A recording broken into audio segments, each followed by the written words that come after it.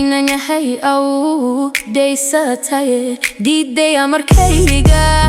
inanyahay abaal kaanu galay gudiya koon weyday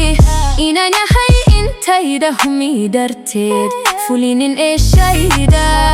arrimida I haysiyo nahliga jiifa adahdayda urugadan badnaate inta tala agahayga niyadaydanaya hunle agagasteerantay ma ilaawa noolu yela aadmiguye manta iga adkaato waqtigu abba ku noqoye nafsigii alba bada fura ayar soo xidiye markasan arsan doona haddaan mawdku ii imaane